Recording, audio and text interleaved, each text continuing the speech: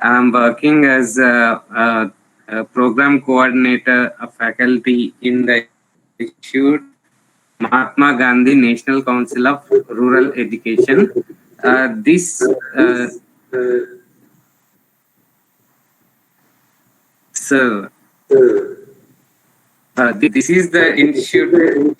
So please uh, keep your keep keep your microphone and mute, sir. Shaju, sir.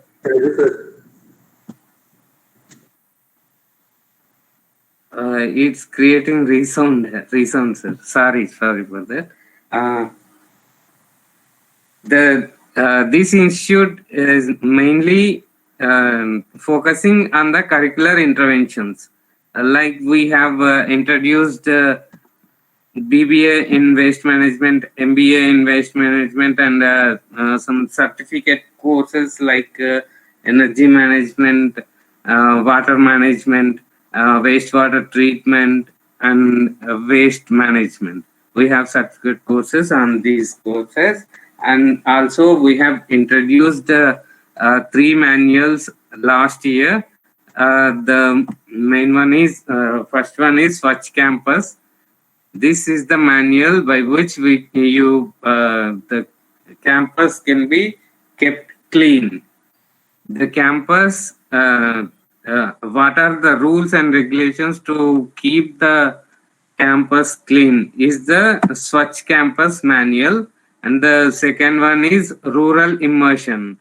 By using this, you can penetrate into the rural areas, rural India, by using some tools. We can find the critical need of the rural people by using PRA and PLA techniques. PRA means participatory rural appraisal technique, and PLA is participatory learning and action. Through this, we can do survey in the villages and find the critical needs which the society is facing to resolve that problem. And the third one is Jal Shakti Campus and Jal Shakti Gram manual. This manual is mainly designed to minimize the wastage of water in the campus and also in the adapted villages. The main motto is to control the wastage of water and make the villages self-sufficient with its own water. So these are the three manuals. This Jal Shakti manual was released by on the eve of 150th birthday of Gandhiji on October 2nd, 2019 by all the respective governors of all the states. Every state has released this manual in their own languages. So these are some of the achievements of our institute, and I would like to add a word here. The main motto of doing these online workshops is to improve the capability or social entrepreneurship ideas in the young Indians, so that they will not depend on any job, or they won't search for a job for their livelihood and develop themselves by starting a social enterprise and gain their own livelihood and develop the rural India. So this is the main motto of online workshops and the national level competition also. So if you have any queries or anything, you can ask me now before starting the main session. Ma'am, Renu ma'am, do you want to add any word? Uh, okay, ma'am. this is the main motto. The motto is to make the students self-sufficient and do not wait for a job. So, before starting my actual presentation, I would like to share a story about competencies of different people with different competencies, different mindsets. So, what is competency? Means the capability of doing work or a capacity to do a work.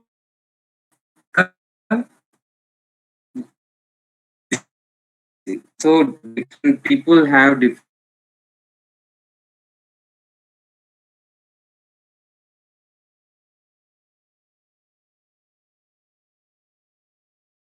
competencies. Interactive session.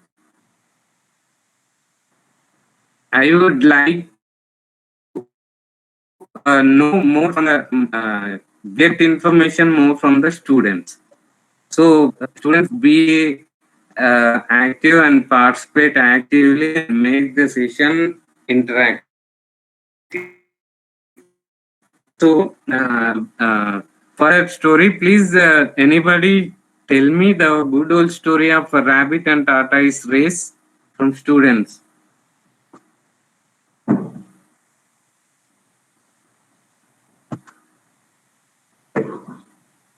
Can anybody tell me the story?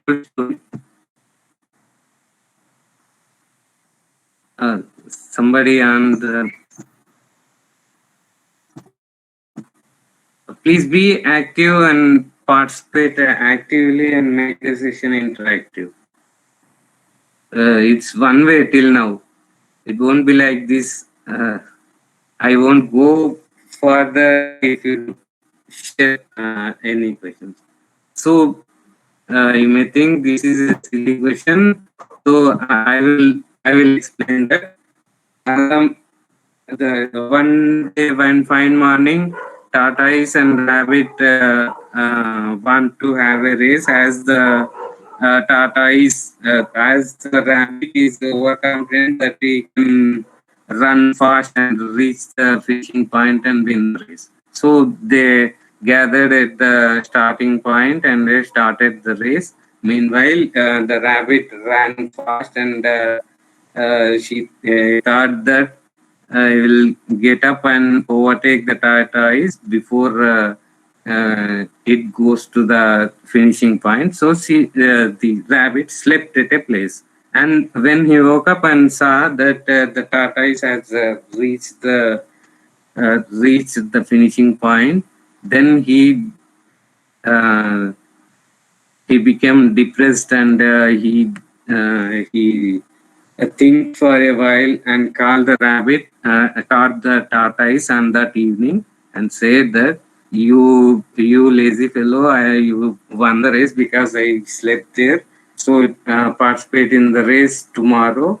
Come and participate. Compulsory. It's a mandatory. Rabbit told to tortoise. So they met at the race point, and this day the rabbit didn't sleep, and as usually, he ran fast and finished the race first. So this day, rabbit has won the race, and on that evening, the tortoise was on the race.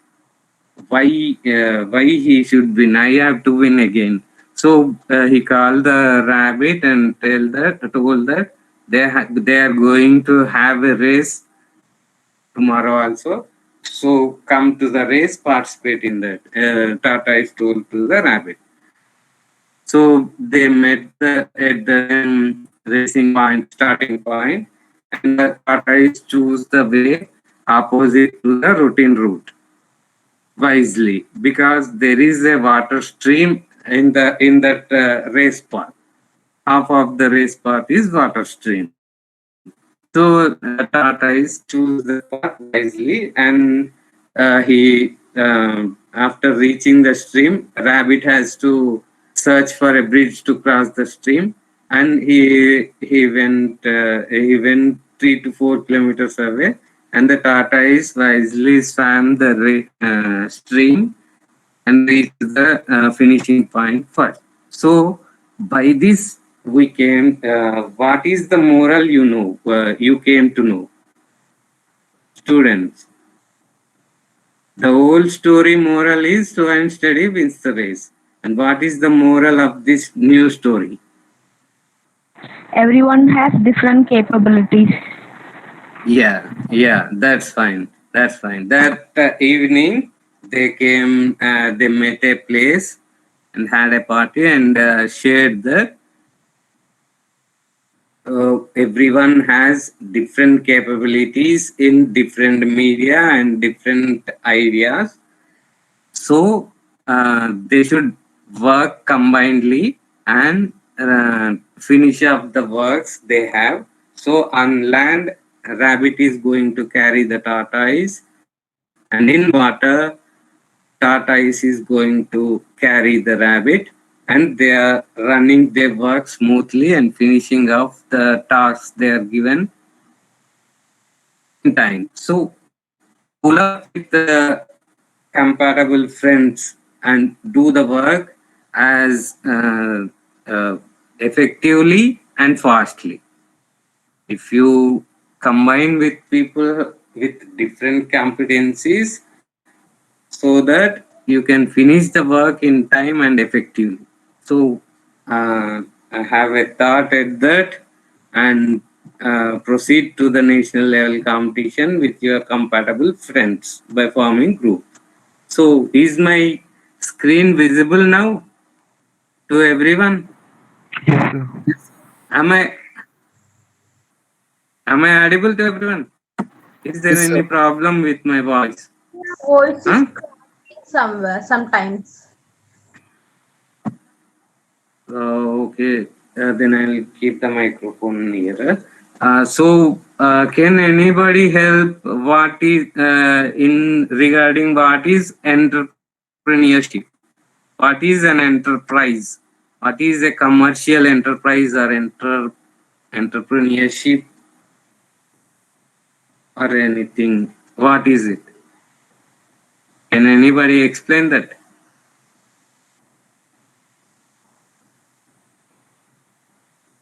Please, students, I want some responses.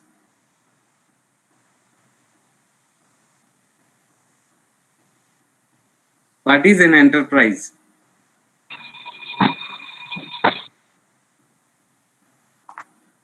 Come on, even if it is wrong, also please share. Nobody is going to punish you if you say the wrong answer. Please be interactive and active and participate actively in the session. Doing something even if there are risks. There are risks. There must be failure or success, but still trying to do something. Yeah, what is that they have to do? What is an enterprise? A Yeah, bus- risk or taking is one factor, but I can't hear you properly. business or financial risk. Yeah.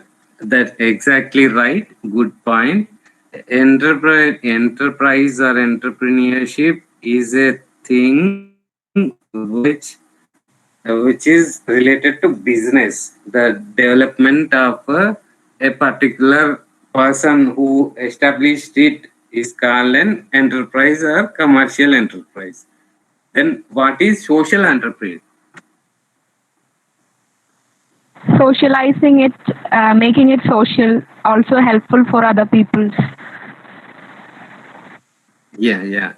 Social entrepreneurship is the anchoring of benefits into the development of a society or a community. So it is called a social enterprise. In then in commercial enterprise, the benefits will be enjoyed by a single person or a group of shareholders or stakeholders. But in social enterprise, the benefits were shared by the community or the development of the society. So, can you share me what is your feeling by seeing these pictures. What is your feeling by seeing these pictures?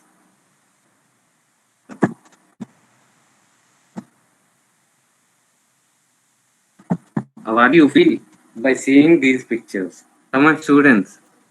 There are many people who is suffering Mm, and working very hard. mm. Some Yeah, sort yeah, of help will be nice. yeah. The back there, They're out of something. the backwardness of Yeah, our yeah, society. They're out of yeah, something, and yeah. maybe they're out of road or have to walk Yeah. long distance. The third picture, no Okay. rain, no water for farming. Yeah. The fourth picture shows the rough terrain they have to cross or the places where they have to live. Then the garbage. Mm. It looks love how society is different from an urban and Yeah. village area. How Yeah. and how poverty affects children and all. Yeah. Yeah. All Exactly. problems. Okay. Okay. Social problems. That's a good point. You have added a good point here. Social problems. And this is actually the disorderly use or unjudicial use of natural resources. These are holistically disturbing the nature or destroying the nature by uh, non-judicial usage of the natural resources. The first picture is abusing elder people by the young ones. They are abusing the old lady. Uh, in the society it is prevailing. And the second picture, the garbage is dumped on the pavements, road pavements. So the children are trying to collect it. It is a child labor, and the garbage dumping of garbage is a problem. And the third one is drought situation. Farmer is waiting for rain to cultivate crops in that land. And the fourth one is deforestation. Remaining trees. This will lead to the less rainfalls in that area. These three and four pictures are interconnected. So fifth one is dumping garbage on the river banks or the seashores, which will disturb the living conditions of the organisms living in that water body. They will obstruct the, they will release some gases or the plastic plastic into the water bodies. So they will obstruct the light and the organisms will suffocate from oxygen underneath water. So the sixth one is child labor. This is also a social problem. So these are all the social problems by which the environment gets disturbed or non-judicial way of the usage of natural resources. Then the second slide is these. What do you call these people in the rural areas? What do you feel about these pictures? Small, small scale industries. Pardon me? बोलिए. Small scale industries. Yeah. Small scale industries, self-employment, or they will earn their own money, crafts. And these are given a name in the rural areas. What is that name? These are rural craftsmen, and basically these are called the rural artisans. Rural artisans. They will earn their livelihood by the skills they have in their hands. So first one is the weaver. He will weave saris or bedsheets or any cloth. last. So second picture is self-help group women preparing some decorative articles from the stones and chemkis present in that area. And the third one is potter. Is a pot making. He is having pot making skills. And the fourth one is goldsmith. Am I audible now? Is my voice clear? Yes, sir. Anybody? Yes, sir. Okay. These are the rural artisans. They will earn money by their skills. So, if you add value to these skills, like he will wear the plain saris. In olden days, they used to wear plain cotton saris. So, the value addition for that is adding silk or adding colors, adding designs to the sarees is the new technology. So he is earning more money than the olden days. So adding value will improve their livelihood in the rural areas. In the pottery also, they will prepare the parts as it is and sell without any colors or any decorations. For nowadays, they are painting with different colors like cartoon characters, politicians, the social workers famous in that area, so that the people will be attracted and buy more, and that will increase his livelihood. So adding value to a thing prepared will gain more value than the odd one. So please try to add value to the rural articles to improve their livelihoods. And social problem. What are the social issues or problems faced nowadays in the rural area? What is the main problem? Can anybody share this? What is the main social problem in rural India nowadays? Not nowadays, from olden days also. What is the critical problem? Direct interaction was not keeping this. No, not exactly. So lack of The main education. problem is, huh? What Lack is of it? education. Yeah, lack Growth. of education. Lack of Unemployed. education, which is the consequence of lack of education is unemployment, and the situation which is faced due to unemployment is poverty. So all these are interlinked. This is the main social problem in the society, in the rural or even in the urban areas of India.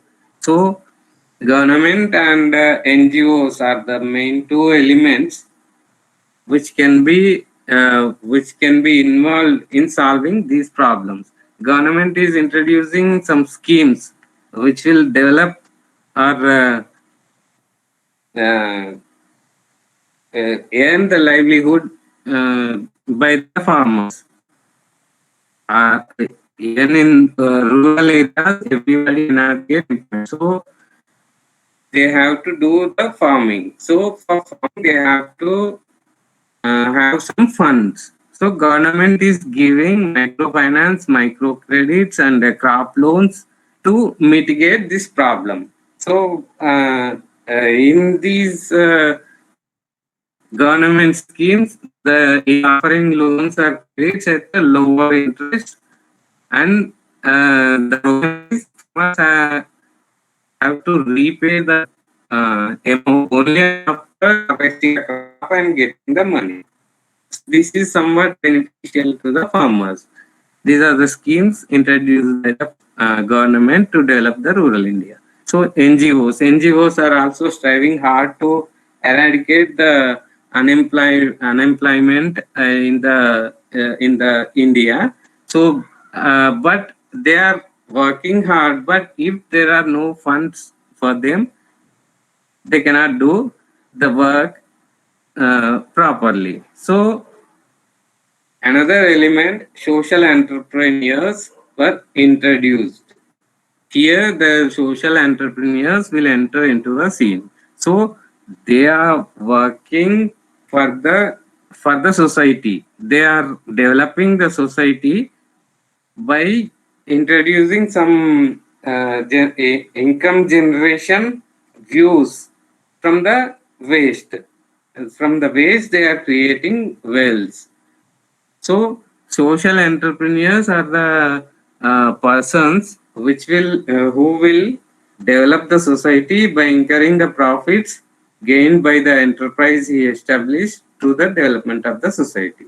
And one more important thing is government nowadays is involving the higher educational institutions as a tool to develop the rural India, because government is thinking these higher educational institutions are the main tools to develop rural India, because the students who are getting knowledge in the institutes have to give some knowledge to the rural people, and thus the higher educational institutes are helpful for the development of rural India.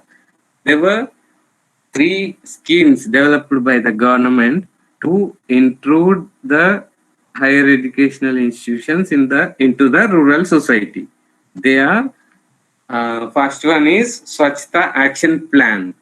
Swachhta Action Plan. In this scheme, the higher educational institution has to adapt two adjacent villages to near to them and do the work related to sanitation, hygiene, toilet construction, garbage cleaning, waste management. So, overall, the village would be Swachhta mission. So, these higher educational institutions, by following the instructions given by the government through Swachhta Action Plan, they have to keep the adapted villages Swachhta and clean in terms of sanitation and hygiene. The second one is Unnat Bharat Abhiyan.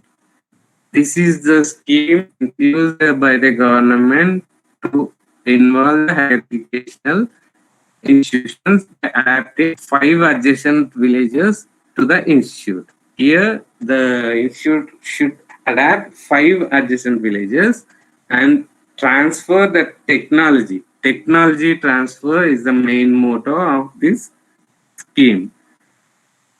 The technology transfer will be in the fields of organic agriculture, waste management, water management, judicial use of natural resources, and also basic amenities.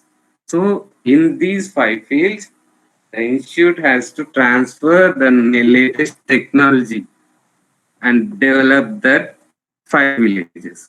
So the third one is NSS. As you all know, this is the social service done in those adapted villages. So these are the 3 schemes through which government is trying to enter into the rural societies with the help of higher educational institutions. Is it clear, students? Am I audible to you? Yes, sir. Okay, thank you. Here is the actual concept of social entrepreneurship. A social entrepreneur will do the business which will have low cost products and services to resolve the social inequalities. He will do the business with lower inputs, and gain more and solve the inequalities in the society. So that is one concept. and the second one is the social entrepreneurship is meant to meet the social needs of the bottom of the pyramid population. This social entrepreneurship will mainly focus on the people who are living under the poverty line, below the poverty line people. So they'll target that and meet the and make them develop socio-economically, come to the above poverty. So this is the main motto of social entrepreneurship. The entrepreneurship will create jobs in locally. If someone establishes a enterprise in the society, uh, in the initial times he may struggle sometime, but after establishing itself, it will create the job opportunities to the local people. It will solve the unemployment problem in that particular society. He will improve the society by innovative ideas and methods, and it will create some social value in the society. Some important people, the entrepreneur who establishes that will have some social value. He people will say he has done good work. Even if he is not there, people will remember him by his work. So it will create a social value in the society. It is the social mission that is tried to achieve with entrepreneurial activities. That the social mission can be any social problem like poverty, livelihood, unemployment. The main thing is to create a job opportunity to eradicate the unemployment. To this, they gain livelihoods and the poverty will be demolished. So this is the main concept of social entrepreneurship. The characteristics of social entrepreneurs. A social entrepreneur is a person who pursues novel applications that have the potential to solve community-based problems. He will introduce a new technology or a new thought and make and apply this to develop the community-based problems prevailing in that community.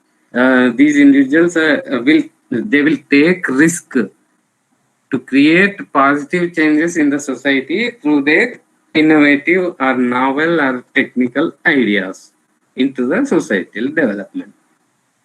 So this is the main character of social entrepreneur. The entrepreneur will always good at identifying problems and converting it to opportunities. He will identify the problem or critical problem faced in the society, and he will convert that to opportunity or convert that into wealth. That is, if, for example, as we saw in the first slide, the garbage is dumped on the river shores or river banks or seashores. So it will create a problem in the community which is living beside it, because it will release some gases, dangerous gases like methane, and it won't get decomposed, and it will be like that for years and years, and that will create social problems in that community. So by removing those plastic covers and separating them into wet and dry waste and recycling the plastic and reusing it and converting the decomposable material into compost and selling it is creating some wealth out of that waste, and he is also cleaning that society, that part of the community, and avoiding the gases evolving through that waste. So he has identified that the garbage is the problem, and he has converted it into opportunity and created wealth from that. So this is what the social entrepreneur is doing. The differences between commercial entrepreneurship and social entrepreneurship. The commercial entrepreneurship is driven by motive to generate financial wealth. Financial wealth. For creating financial wealth, he may destroy the natural resources. Like if he's running a granite stone mission or factory, then he will destroy the whole hill. He will break the big rocks into granite stones and uses in an urban area for flooring purposes. So he is destroying the biodiversity of the rural India and that particular community and gaining profits. So this is commercial entrepreneurship. In social entrepreneurship, that driven by mission to create inclusive wealth. Inclusive wealth. It won't disturb anything, but it will clear the social problems or environmental problems in that area.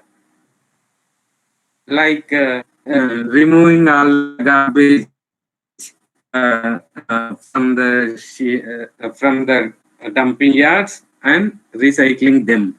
So it is creating good environment there. But in commercial entrepreneurship, it is destroying the environment. And the second point is benefit of wealth are by the entrepreneur, person, shareholder or investors. These are some 4 to 5 people, a group of 4 to 5 people will enjoy the benefits. But the purpose of wealth creation in social entrepreneurship is to benefit the community or society in which they are working. The measure of success of enterprise in terms of is in terms of profits, turnovers, market share, etc. But in social entrepreneurship, the measure of success is the impact that venture has made in the livelihoods of the community. So, the profit maximization in case of commercial and enterprise is increased personal wealth. The profit gained in the social entrepreneurship is reinvested into the development of the society. So the bottom line of commercial enterprise is financial profit, and in case of social entrepreneurship, it is positive social impact. So these are the differences between commercial entrepreneurship and social entrepreneurship. Students, am I with you? Are you getting the point? Yes, sir. Am I audible? Yes, sir. Is it clear till now? If you have any doubts, please, I will clarify. Yes, sir. Okay, then the next slide is types of social entrepreneurship. There are 3 types of social enterprises, namely social bricoleurs, social constructionists, and social engineers. The first one, social bricoleurs, will usually focus on discovering and addressing small-scale local social needs. This is applied to the only the community in which it is established. It is a micro level enterprise. For example, Blue Yonder, Gopinath Parail is the founder of this Blue Yonder. This promotes tourism in rural areas. rural area provides platform for various services under package of tour product, and that the profits from that rural tourism package will be enjoyed by the people who are living in that particular society only. So it is localized. The social construction is, these are the people who give the ideas, support the social equalities and social engineers mentally. They will give ideas to these two categories. They don't work actually. So the third is social engineer. This is social engineers recognize systemic problems with existing societal social structures and address them by introducing revolutionary ideas. For this example is Grameen Bank.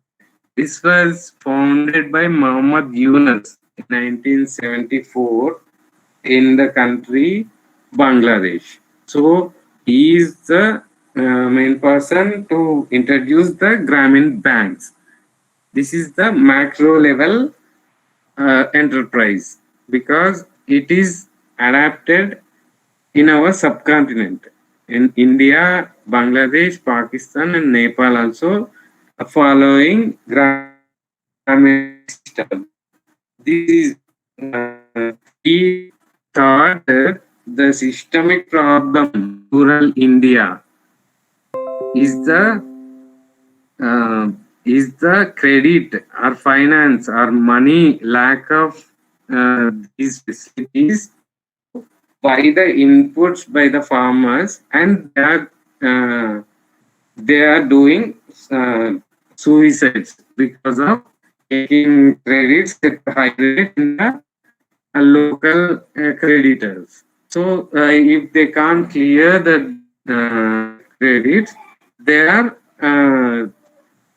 killing themselves. They are sacrificing their lives. So this is the systemic problem prevailed in the olden days in the rural India. Now, after introducing the Grameen Bank, they are giving microcredit, microfinance, and crop loans and subsidies and everything to the farmers so that they will clear credit only after getting the profits from the harvested produce and repaying the loans. So this is promoted financial financial needs in the rural India to get rid of vicious circle of poverty. So this Grameen Bank is found in every mandal of our India or our subcontinent, in every mandal headquarter. So this is benefiting a large community to whole India. So it is a macro level enterprise. So these are the three types of social enterprises. Am I audible? Yes, sir. Yes, sir. Please, thank you. Thank you. Now I'm going to deal with the forces on social entrepreneurship. Forces which were affecting for the development of social enterprises. There are two types, external forces and the internal forces. External forces are the environmental factors, availability of financial and non-financial resources, and these two problems can be overcome. These two are the natural things which the entrepreneur can overcome. But the perturbation of the environment is the political change, cultural change, and economic change. These are the three important changes which the entrepreneur should overcome to establish a successful social entrepreneurship. Because the local political people, the elected representatives of that locality, namely Sarpanch or a ward member or JPTC or MPTC. These people will create some hindrances or create some friction to make the enterprise non-successful, because if the social entrepreneur gets established and develop the society, then these political people will be defamed. So they will create some external forces which will hinder the development of social entrepreneur. So he should overcome this by adapting good rapport with those people. He should gain good rapport with those people to establish a enterprise. And the cultural change. The cultural change is the main important factor in some areas. If you think that you have to construct the toilets in the whole rural India, so in some cultures the construction of toilet in the house premises is not a good sign. So they won't encourage constructing toilet in these houses. So they will defecate openly, and that will create contagious disease in that society. So change their behavior or cultural change is an important factor. So we have to overcome this and establish a enterprise. And the economic change, the financial thing is the most important for establishing every entrepreneurship. So if you have ample funds only, start the enterprise. Otherwise, if you take credit or loan from the bank or credit from the credit person, the gains gained by through the enterprise should be used only for the repayment, and the societal development may not be possible till the loan or credit is cleared. So, before starting a venture, see that you have your own savings of funds. So, this is the economic force which will hinder the social entrepreneurship development. So the internal forces are the entrepreneurial personality traits. The entrepreneur should have some sort of personality traits or the characters which will lead to the development of the entrepreneurship. I will discuss that in the next slide. And the other important one is education and experience of the entrepreneur. He should be well educated with the case studies and success stories of that sort of enterprise which were established before, and he should visit those enterprises which are running such payment. So he should not depend on others for the financial support. Then the other thing is competition. The competition will be everywhere, either in commercial enterprise or in the social enterprise. The entrepreneur should have innovative ideas uh, and good successful ideas which will lead to the development of the society. Then he will be adapted by that community for its development. So he can overcome the competition from the other enterprises. So project or idea should be viable for the social development. The third one is demonstrating effectiveness. That the idea should be effective, and it should demonstrate the development of the community. That is, the idea should develop the community and effectively and improve the livelihood of those people who are living in that community. So this is the effectiveness and technology. By introducing new technologies or innovative technologies for developing the social enterprise, then it will include the rural people more effectively. The wastewater treatment plants or the new technology of using coir pit, the coconut coir, and preparing pit out of it and mixing it with minerals and some sort of soil, fertile soil to that coir pit, and using it as a base for growing the crops in the greenhouses. This is the innovative technology. The coir pit in the coastal areas, they will throw the coir waste, coconut waste, and heat them at a place. They will leave that because that is useless for the coconut growers. But by preparing coir from that and using in the coir matrices and also for the growing of plants in the greenhouses, it's a new technology adapted. So that will clear the heap of the coconut waste in the coconut plantations and also creating wealth by the coir industries. So this is the new technology and gaining trust of the rural people. Uh, the rural people won't let you in into their society simply. They won't adapt you as you say that I'm going to work to develop your society. Give me your problems.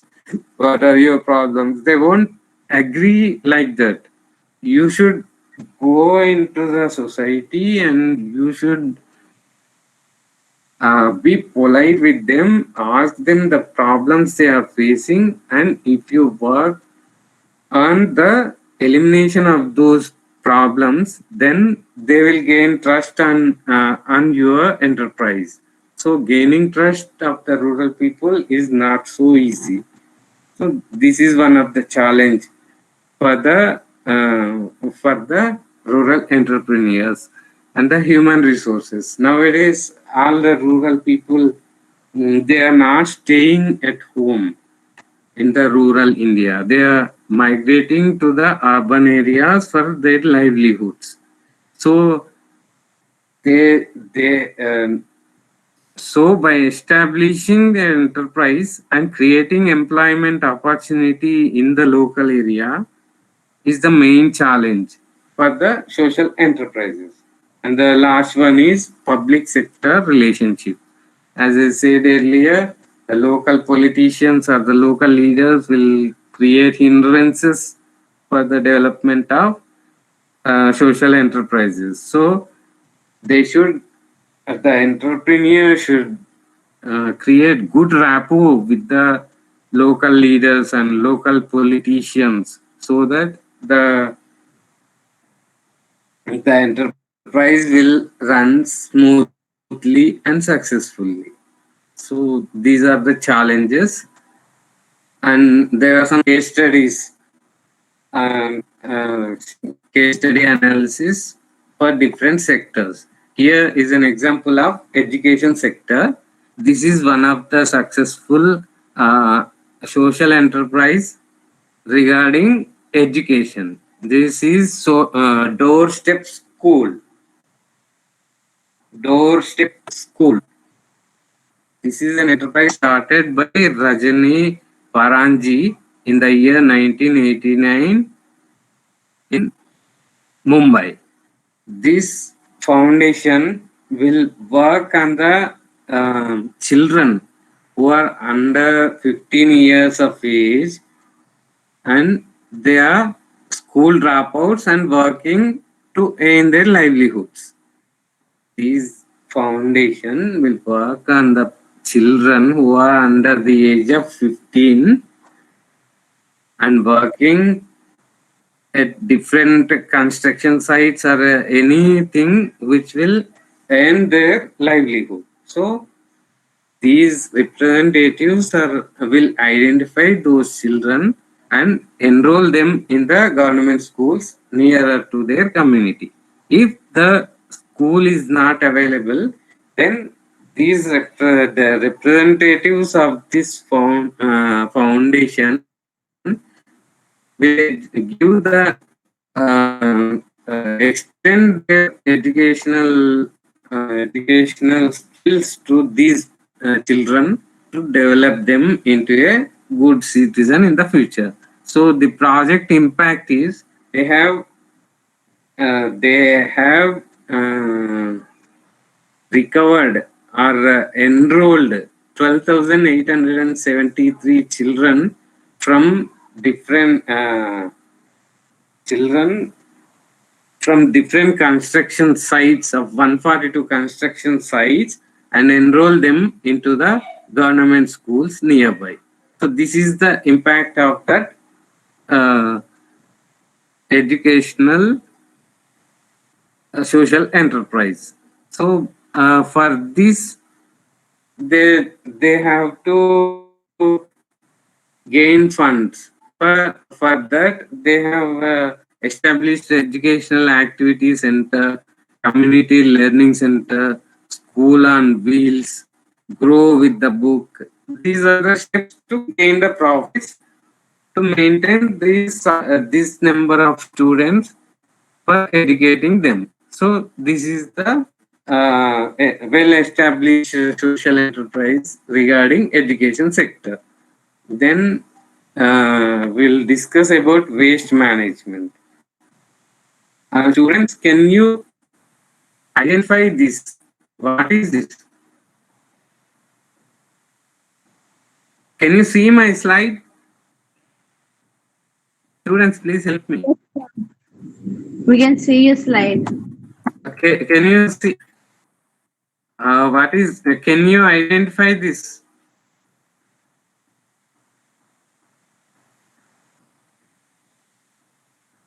Students, please, can you identify this? Please, anybody interact. Vegetables, garbage. Yeah. This is the waste created in the kitchen of a campus or of a institute, of an higher educational institute. This if you know, roughly 1/4 of man-made greenhouse gas emissions are created by food waste. 1/4 of the greenhouse gases were created by the food waste. India is ranked third place after USA and China in terms of greenhouse gas production via food waste. When this food waste is thrown into landfills, these will produce large amounts of methane. They will produce methane, and as food rots and degrades, it emits harmful gases which are 25 times more harmful than carbon dioxide in terms of trapping heat in the atmosphere. So how to manage these food waste? It is inevitable that we will in any way create the food waste. The food is wasted in any sort of thing, any sort of way. So how to manage this? Students, can you help me?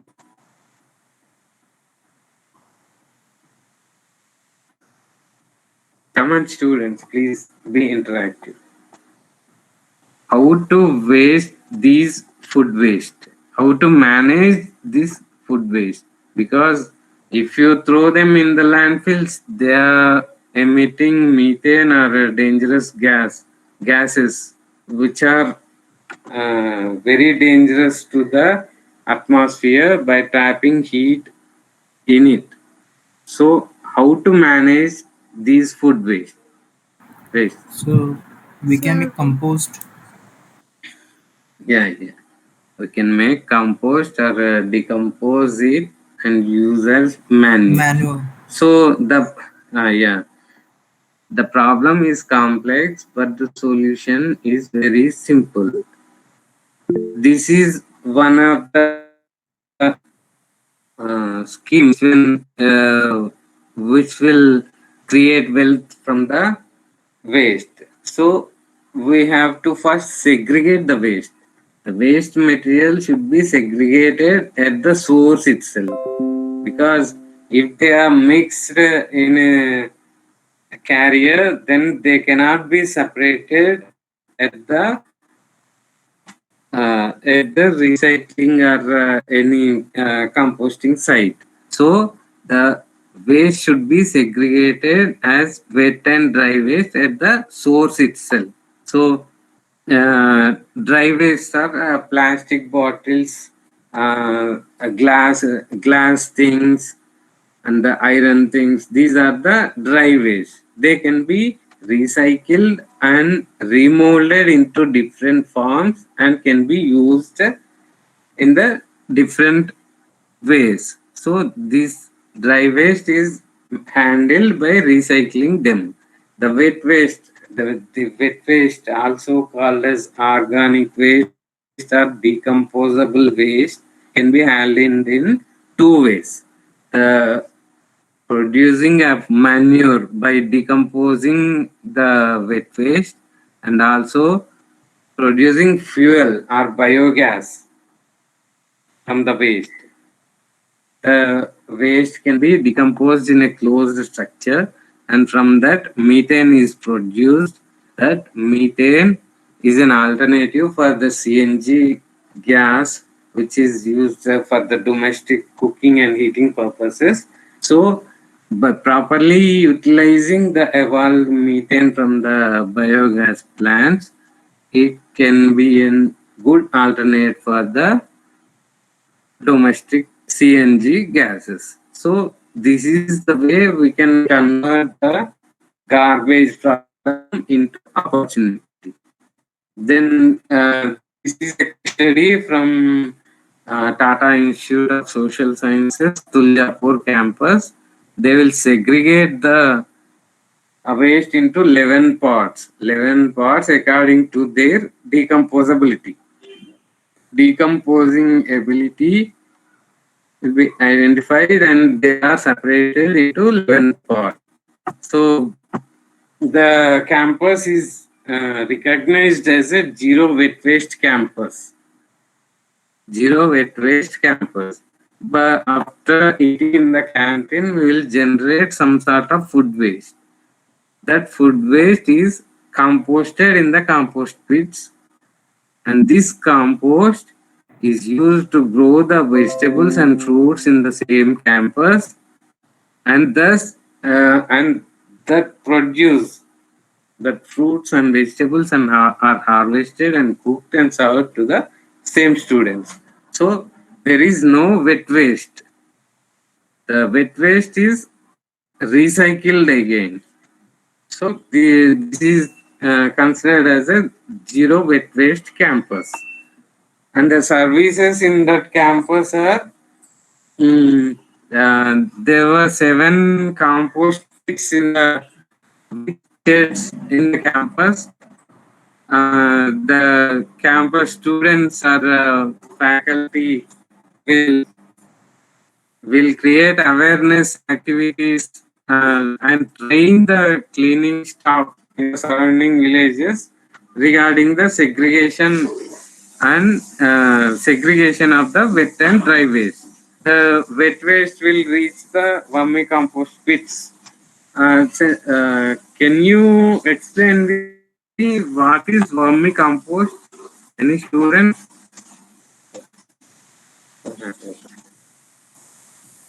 Can you explain me what is vermicompost? So, Students. vermicompost is a compost in which the earthworms are used to make the food to decompose. Yeah, yeah, yeah. Exactly. That is using earthworms to convert the waste into compost is the vermicompost. The organic waste or the wet waste or the decomposable waste, anything can be decomposed using earthworms. And this compost pit, vermicompost pit, should be monitored every day for the adjustments of temperature and moisture. If the temperature is more in the pit, then the earthworms cannot survive. So they should reduce the temperature by sprinkling water on it and creating moisture in the bins. The decomposition of the waste will generate more heat. So by sprinkling water, the heat can be reduced, and the final harvest vermicompost can be harvested after 45 days. This vermicompost is sold to the nearby villages. They will open a counter and a weekly one day they will open the compost market at the gate itself, at the campus gate itself, and they will sell at a nominal price. So these are the services which the campus adapt to develop the rural India, and the amount which came to the campus through the vermicompost really anchored into the development of those villages only. So they are incurring the profits to the same society from which they have gained the money. So these are the services made by the Tuljapur campus of Tata Institute of Social Sciences. So the outcome of this project is they have constructed waste management plant. They every day 125 kg wet waste was decomposing in that campus. The outcome is reduce the landfill and leads to zero waste campus, generate value from waste and leads to the organic farming, gardening and plantation in the campus as well as the adapted villages. So this is the conceptualization from linear to circular economy. In the olden days, the waste disposal is in a one way. They will take the waste from the source. They won't segregate into dry and wet, and they will be carried to the landfill, and there they will dump the waste in the landfills. That's all. But nowadays it is holistic waste management. The whole waste is utilized to generate wealth from it. So they will collect the waste from the source, segregate them into wet and dry waste, and collect and carry them to the secondary sorting station. Here they will separate all glass, rod, iron, or plastic, polythene, and food waste and decomposed waste into one category, and they will make different categories, and the whole dry waste is sent to the recycling station, and the wet waste is used to produce compost or manure to grow the vegetables, fruits, and these vegetables and fruits are again carried to the same source. And these molded or recycled plastic things may be carried to the same source. Maybe. So this is a circular thing. creating economy. This is called holistic waste management, creating wealth out of waste. So the other one is water management. Water management. India, as it is an agriculture-based country, it is the biggest user of groundwater. Groundwater is more used than China and USA. India is the first in rank for using groundwater because 90% of our water is used for only irrigating the crops. By 2030, demand will be double than availability of water. We are going to face this problem in the future by 2030. So, a massive problem of wastewater. On an average, a city generates 2 lakh liters of wastewater every day. According to the recent studies conducted by the United Nations, over 80% of wastewater worldwide is not collected or treated.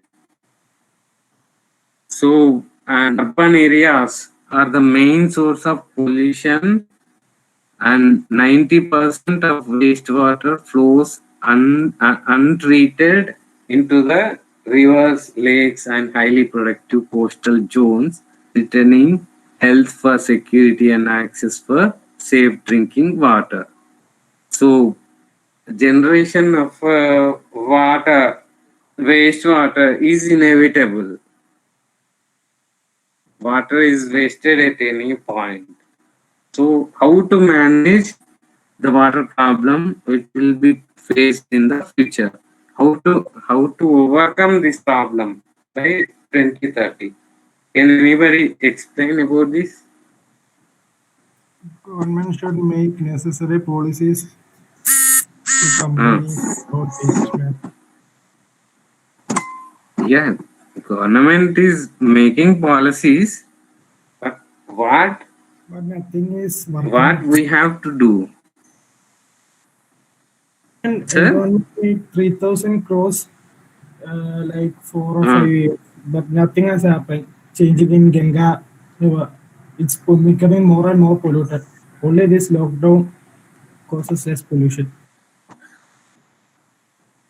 Yeah, but how to handle this problem? I'm asking about that.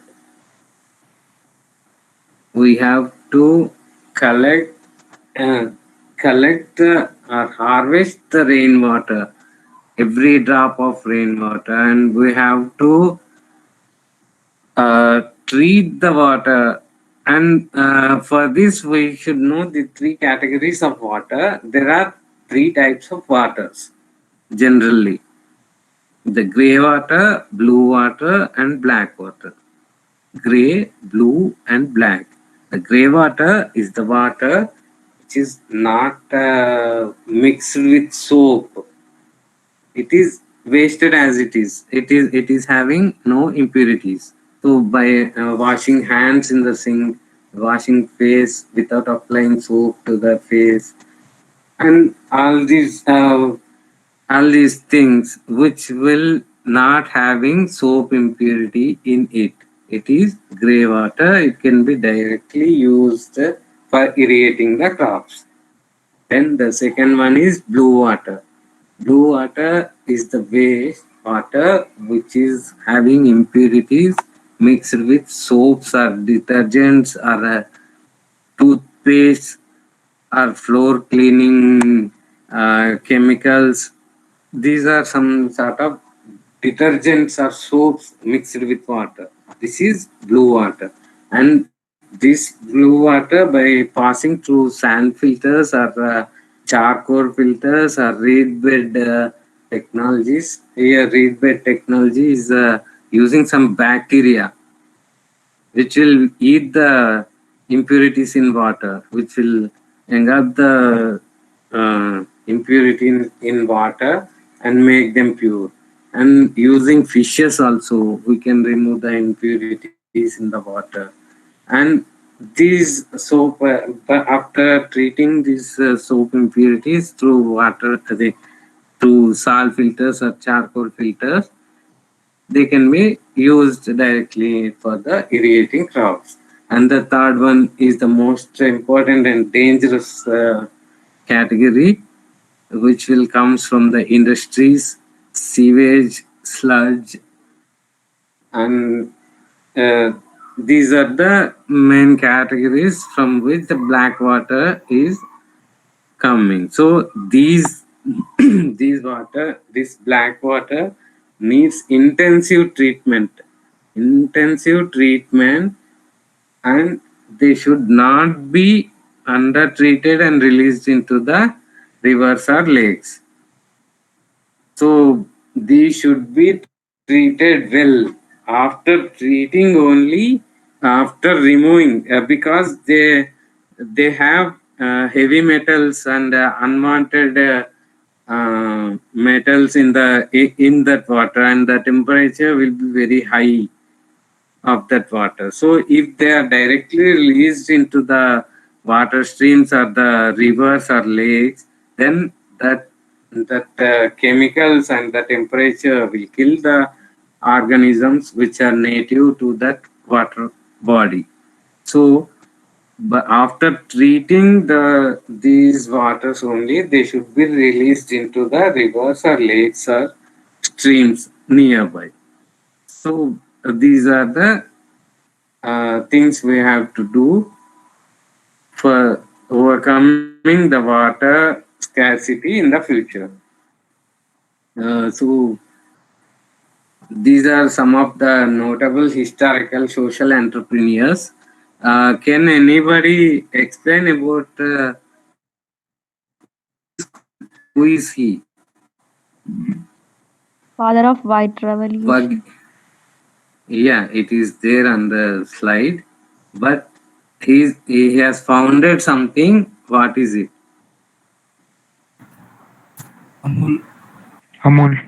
Yeah. He is the founder of Amul Dairy. Amul Dairy.